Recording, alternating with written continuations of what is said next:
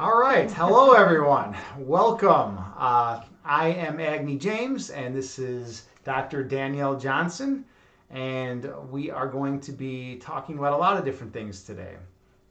You have something to say or not?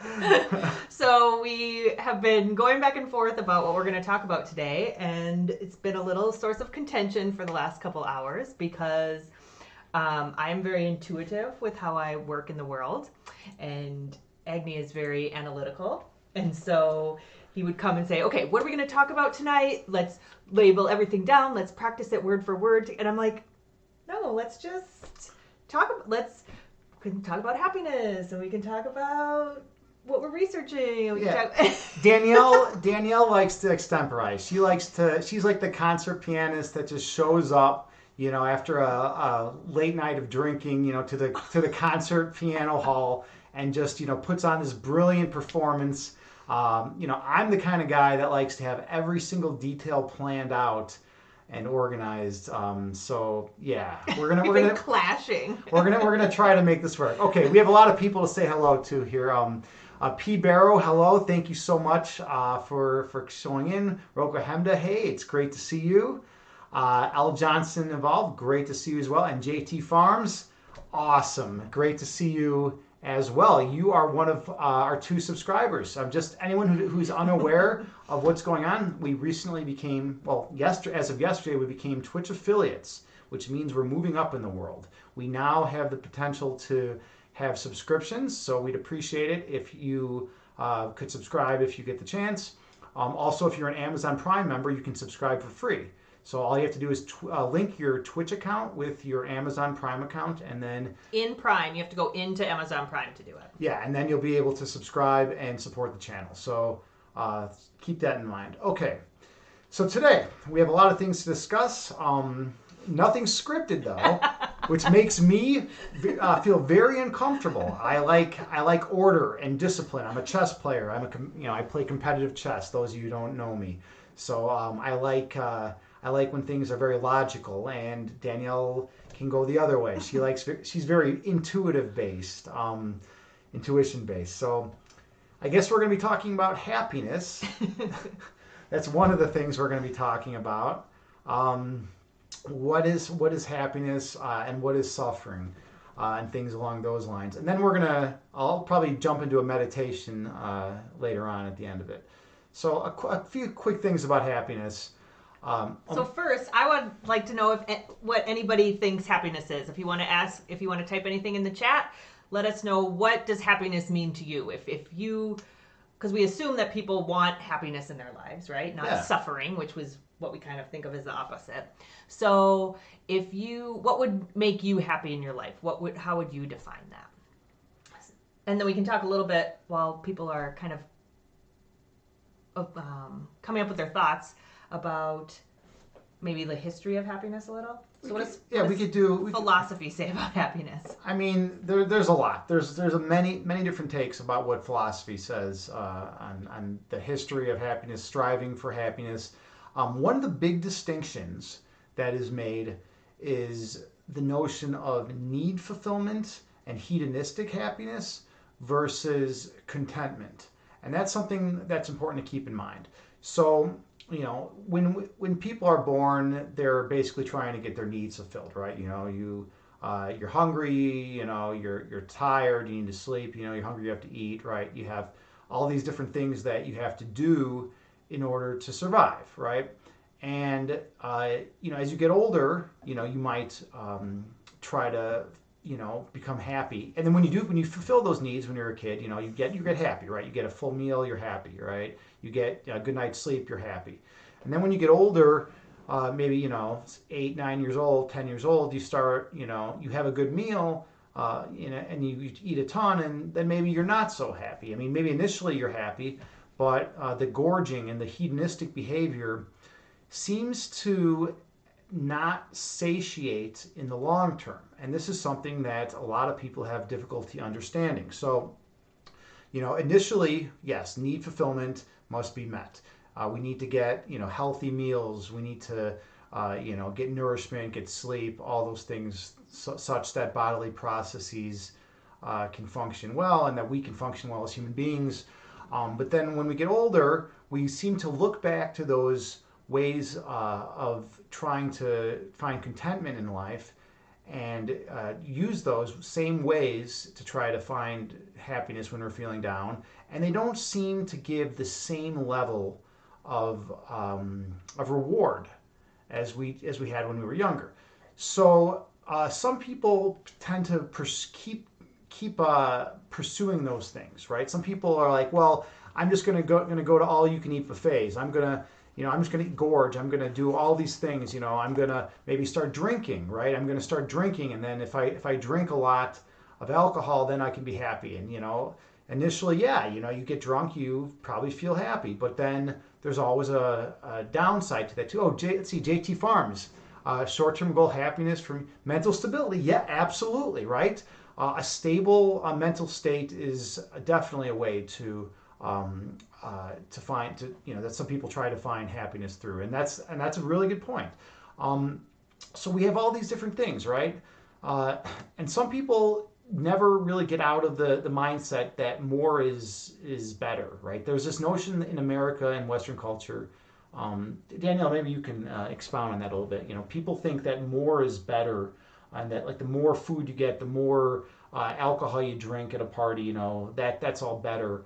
What are your thoughts on that? I think that's true. I think related to what you were saying before, earlier than that, I don't have a lot to say on that exact point. Okay. But from my experience, and this kind of backs itself up in the research. So if anybody watched a couple of live streams I did before about talking about your character strengths and stuff. They were good. And by the way, if you haven't watched them, go back and check them out. The VODs should still be up there. And all right. So, they are? I don't think well, they are. Maybe at least one of them should still be up there. All right. So, for me, and so I like to observe my emotions a lot. I like to kind of feel something and then watch it in a mindful state and kind of figure out where it's coming from. And that's been helpful to me in my journey towards peace and that type of thing. And so I have a couple of triggers. So one was always food for me, and eating and just shoveling it into my face. Yep, very common. The all-you-can-eat buffet is definitely culture, mine. Right? Yep. And because growing up, that was tied to so many positive memories. That's like what my family does is we get together and we have appetizers and we have a meal and everybody's favorite dish is there. And it's a very warm and cozy and loving feeling that I attach to food. So what you're saying is that you might even get more joy out of like maybe a good meal because of all the past associations that you have with your family, eating good meals and all that, as opposed to just the meal itself. Right. And another association that I have with it is kind of reward as far as achievement goes, because in high school I was in 50 million sports, and so my metabolism was like through the roof, and so people would be like, oh my God, I can't believe you ate that whole pizza or whatever. Do you know what I mean? Yeah. And so that was kind of a sense of challenge, and I would eat the whole pizza and everybody like, where do you put all that food? Blah, blah. And so that was kind of a sense of pride for me. And so I think that association is with it too. And so what I see now as food being something that I still struggle with is that as I am shoveling some French fries in my face or whatever, right? I'm at least, if I get to a point where I need to do that right now, I at least observe it and try to learn from that moment. And so what I find is that yes, it's giving me that there's salt touching my taste bud that is causing some sort of neuron to fire, right? That's releasing something that is feeling good. And so I kind of have this superficial good feeling when I'm eating that salt, or the chocolate is one of my other ones. But when I really kind of observe it, it doesn't have any depth, right? Yeah. It doesn't have any soul to it. It doesn't have any substance to it beyond just that physical trigger. Absolutely. And what I've learned, And the thing is, when I was young, I thought that was happiness. Yeah, I so thought did I. that meant I would go shopping sprees and I'd be like, this is what happy feels like, right? Buying anything I want. It's American culture. Yeah. More is better, right? If you want to be happy, just get as much as you can of whatever it is, and then you're going to be happy, right? Exactly. That's the mentality. And so I even think, sometimes I think like I misassociated things, and like I would be eating or whatever, and people are like, this is happiness, this is happy. You know what I mean? I'd be like, oh, okay. Like, I don't even know if it ever really felt as good inside me. I was just told, like, that's what it means, you know? So, what I found is that when I'm really happy, you know, and I didn't discover this till 8 years ago, I didn't really understand what happiness was. And I imagine this happens with a lot of feelings. Like, I can imagine it happens with love for some people when they say, like, okay, I know I'm in love, that type of thing. Number one, I don't know what that means, Lindsay. Maybe she'll tell us more. So I feel like for me, see, this is one of the reasons why this method is not as conducive for me. I get so distracted with the chat that I just completely lose where I'm going. You were basically just talking about how you're not getting as much satisfaction. So, like 8 years ago, when I found my passion, the thing that like I'm supposed to do in this world, when that happened, that was deeper. That was something that like was inside of me, so it couldn't be taken away. Do you know what I mean? Yeah. I learned to like really appreciate my strengths and my, here's my weaknesses. Okay, that's fine. But instead of beating myself up for it, here's the things that I'm really good at, loving those things, finding ways to express those things, finding a higher purpose in life, and then trying to like model, live for those things. And then so now, even though I get stressed out or whatever, and my coping mechanism is the eating, right? I got rid of the shopping one a few years back, so that one never resurfaced. But for me, I still have the eating one sometimes, and it feels different. Do you know what I mean? Like it feels good in the moment, but like it doesn't satisfy my core. Would you say it feels cheaper? Like a cheaper way of trying to get it happen? It's like the equivalent of eating like fast food as opposed to like a good, 7-course dinner. Well, I mean, I get what you're saying, cheaper. It doesn't feel like that word doesn't feel right to me. It might just be the connotation of the world in our society or whatever. Yeah. It feels more like deeper. Okay. Like it's more of a depth. It's not hitting your fundamental core as much. All right. And then what I find is like when I'm in that place where I'm living my purpose, I'm doing my calling, I don't crave French fries anymore. Do you know what I mean? Yeah. I crave avocados and broccoli and high quality products and not processed food, not sugar. I don't even want any of those things anymore because I'm just so content and at peace and satisfied with what I have manifesting in myself. You really have some good things to say here. I think the thing that you said that strikes me the most is the connection between happiness and purpose. And I think this is something that might be worth exploring a little bit more here. So before you had the sense of purpose, you said around 8 years ago, I think you said you mentioned to me talking earlier that you said you had come up with some an idea about the theory and about just kind of reevaluating the way you think about things. Before you had that, you didn't have a set purpose in life, and you were more likely to just kind of latch on to fleeting things that would give you temporary need satisfaction or need gratification. Right. Or like my purpose was getting money. Yeah. Do you know what I mean? As much money as possible. Right, exactly. So it was like, okay, I'll work 4 jobs and work 80 hours a week and just have money coming in from all sources, but all I'm doing is getting up and going to work, and like I dreaded getting up every morning. Yeah, your job did not satiate every core, essence of your being. It didn't tap into any of my strengths, and it basically was just tapping into a lot of my weaknesses. Customer service does not. You don't find that very fulfilling? No. I'm just not. No, I don't. Understandable.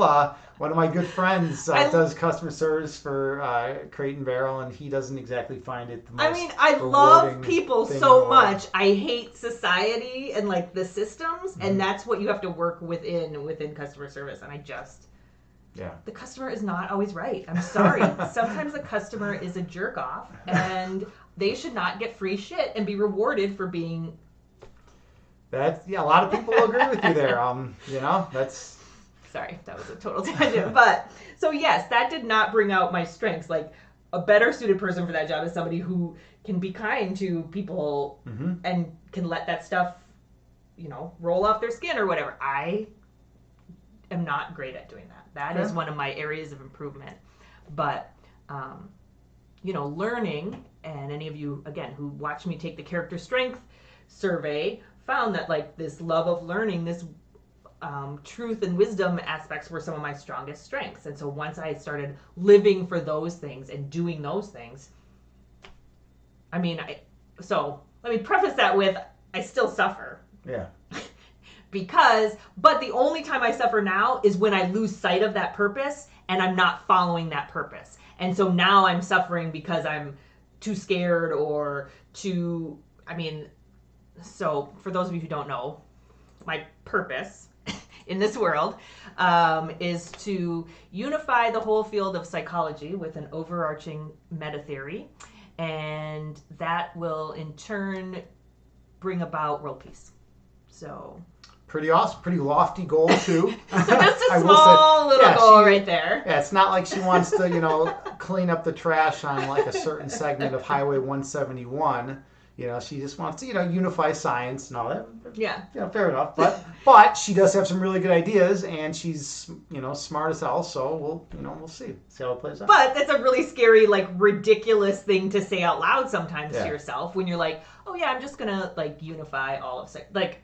I freak out. I go, who are you to think that you know anything better than any of this, or that you could succeed where others have failed, or any of that stuff? And so then I go, maybe I should get this other job. You know what I mean? Or maybe I should take this other path.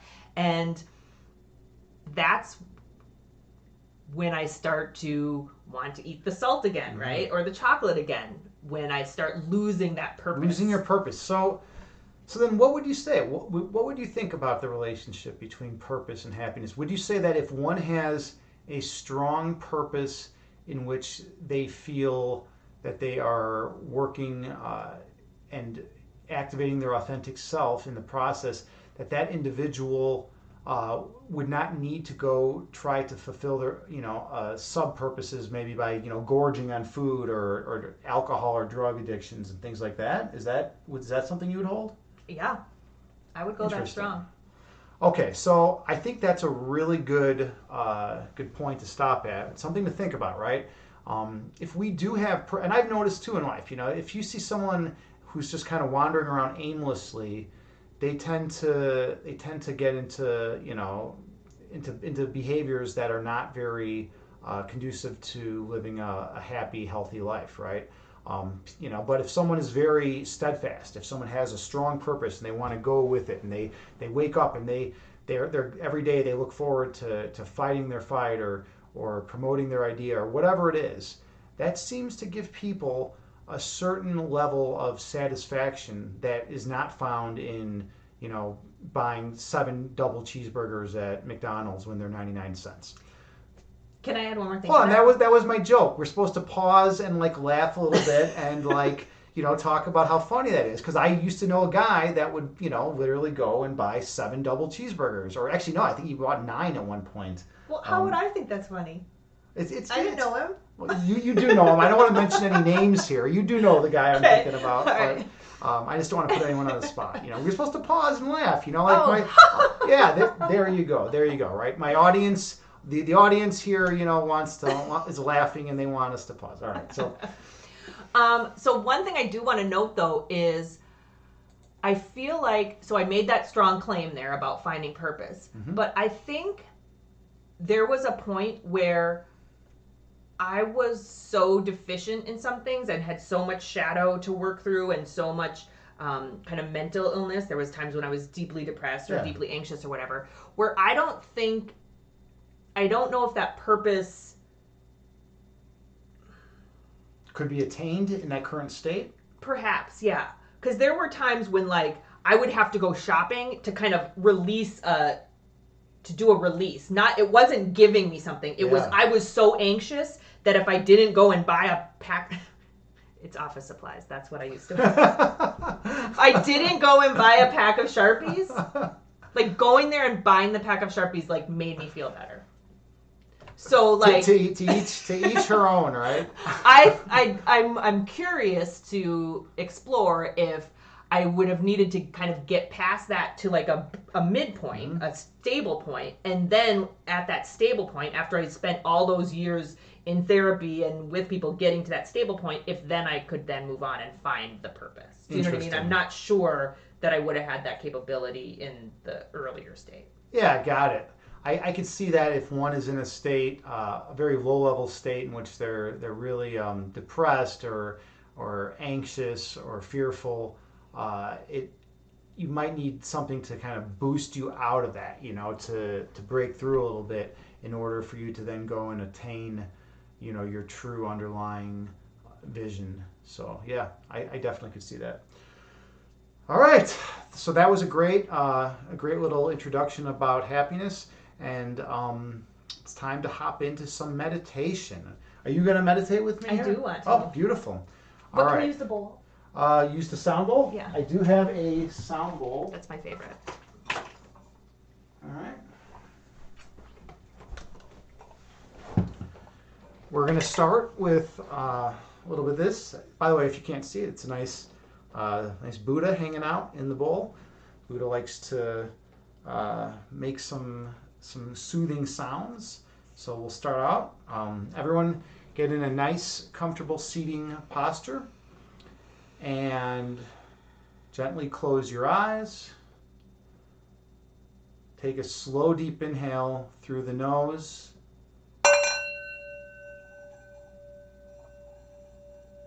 And a slow, deep exhale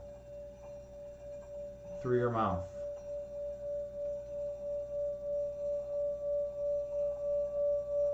And a slow, deep inhale through your nose.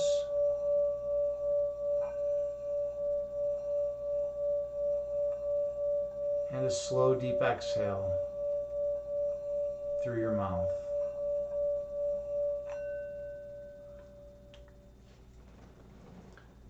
And a slow, deep inhale through your nose, gently raising your belly. And a slow, deep exhale through your mouth, gently lowering your belly. And a slow, deep inhale through your nose, gently raising your abdomen.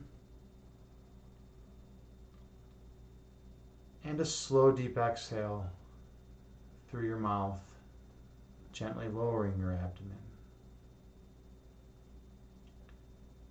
Find a nice, comfortable breath count that works for you, whether it's 4 seconds in, 4 seconds out, 6 seconds in, 6 seconds out, 8 seconds in, 8 seconds out, whatever is good for you.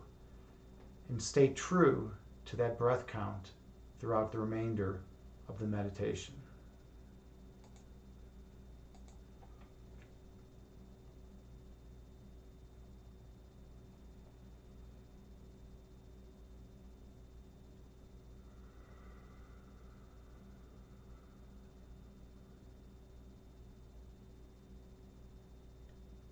When distracting thoughts enter your mind, do not judge them. Do not get hard on yourself for having thoughts popping into your head.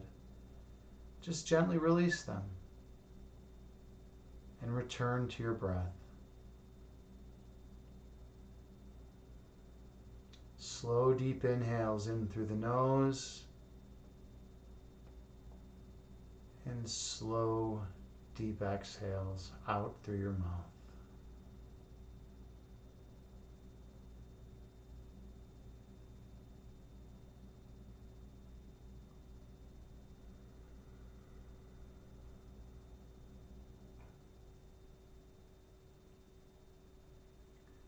Our minds are constantly racing. We think about the past, we think about the future, we have planning thoughts of all the things we have to do. We reminisce about past events. We think about all the things we could have done or should have done. But none of that is important now. In meditation, you go within, beyond thought.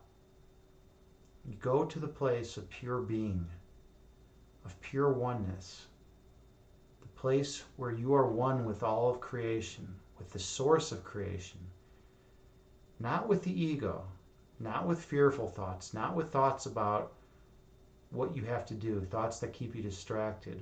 No, we're going to go inward. We're going to go all the way to the source of love, and we're going to focus on our breath, empty our thoughts, and allow ourselves to be filled up with pure love.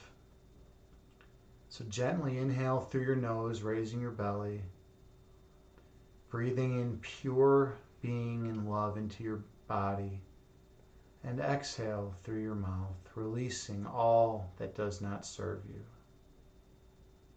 Breathe in through your nose, raising your abdomen, and exhale through your mouth. Find a regular breath count. Clear your mind and stay true to your breath count throughout the remainder of this meditation.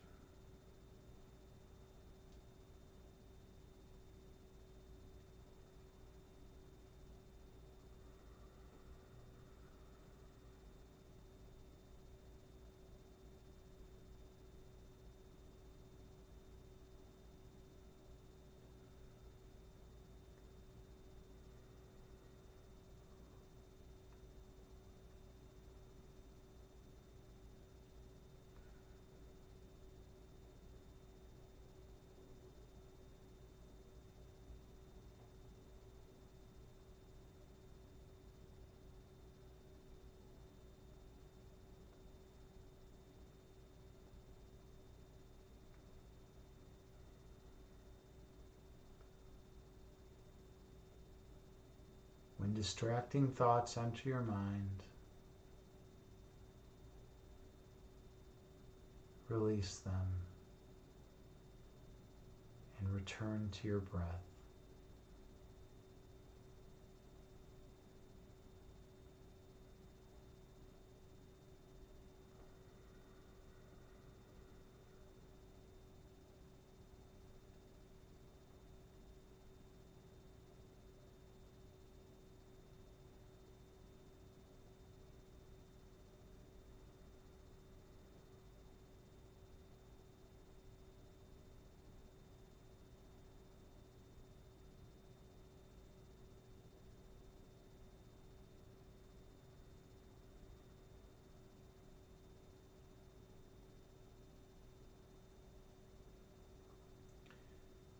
People search the external world for happiness.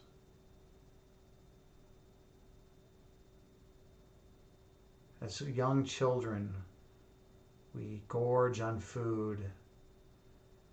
We do whatever we can in excess to try to reach a state of joy. But that method, that search, always ends up leaving us empty, even with a full belly. Because need satiation does not produce long-lasting joy.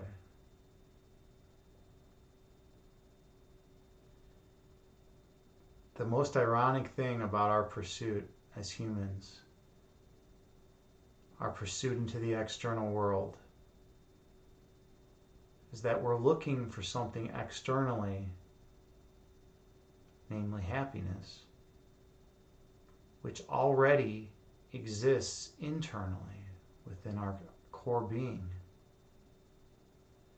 There's nothing in the external world that will be able to fill up any lack that one feels they may have. Temporarily, sure, you might feel good to accomplish something or have that big meal or, get drunk or whatever it is that you do. But there's always consequences to those actions within this dualistic framework. And what I mean by dualistic framework is this world of opposites, where things can be hot or cold or right or wrong or good or bad. That's all external. Internally, we are one. When you look inside and stop looking externally for happiness, you realize something amazing. What you realize is that everything you've ever needed to be perfectly peaceful and content and joyful is already within you. The world's trick is to convince you that you are lacking something and that in order to fill that hole within you, that void within you, you need to go out into the external world and find that thing that you're lacking. But that's just a sleight of hand. It's not reality. It's not truth. Nothing you find in the external world will ever give you long-term happiness. Long-term happiness, peace, and joy are your inheritance. They're already within you if you just choose to look there. The minute you look away, you will feel empty. The minute you look within, you will feel full. So take a slow, deep inhale in through your nose, gently raising your belly, filling your core with love and light. And a slow, deep exhale through your mouth, releasing all the ego framework, for it does not serve you. And breathe in gently through your nose, filling your soul with perfect peace and oneness. And exhale all thought from your mind, returning home to your state of perfect peace. And take the biggest inhale of the day through your nose, filling up this vessel with as much oxygen, love, and light as you possibly can. And exhale through your mouth, releasing all that blocks you from returning home. Gently open your eyes and return to the present moment, bringing with you the peace from this meditation throughout the remainder of the day. Namaste.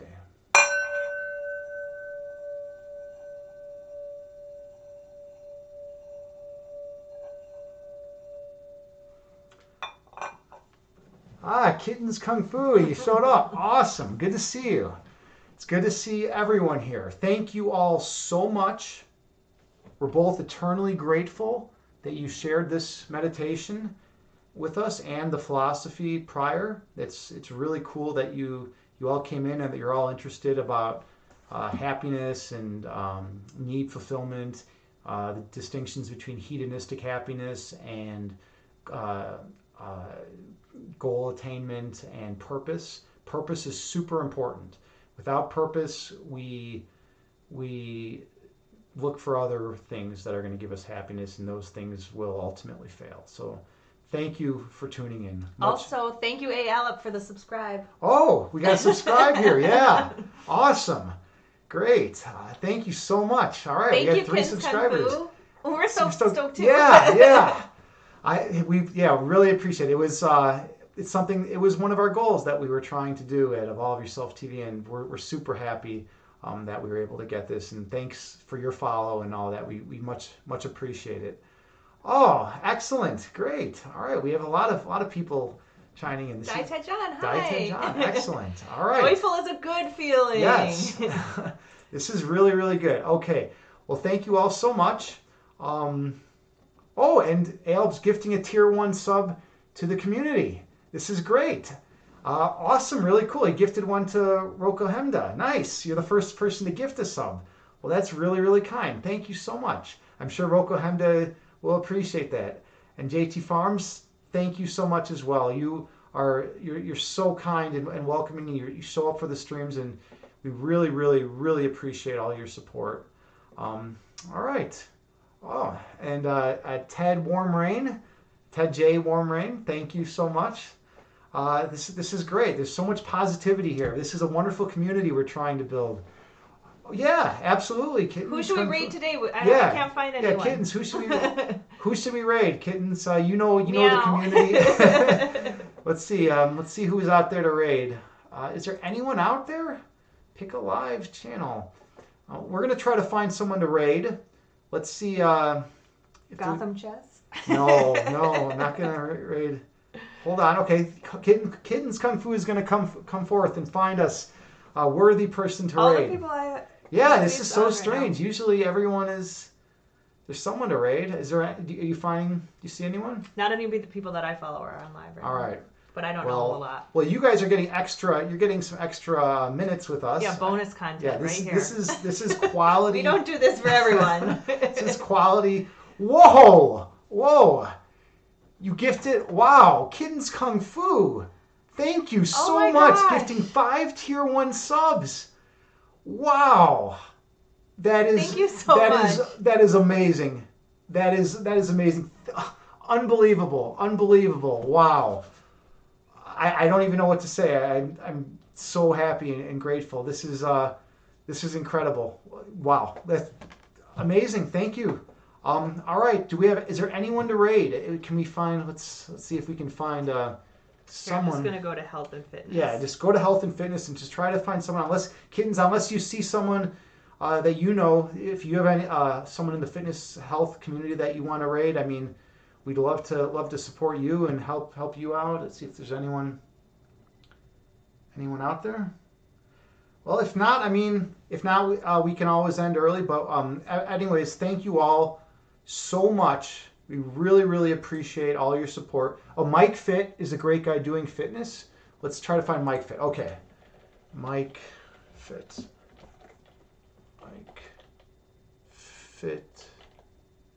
Here he is. Cool. All right, we're gonna raid Mike Fit. I think with his wife Amy. All right, everyone, give him a big shout out when we raid him. And thank you again, everyone, and especially Kittens Kung Fu. That was really awesome to gift 5 subs. That's way beyond, like what we would ask. So thank you again. We appreciate it. Thanks. All right, let's.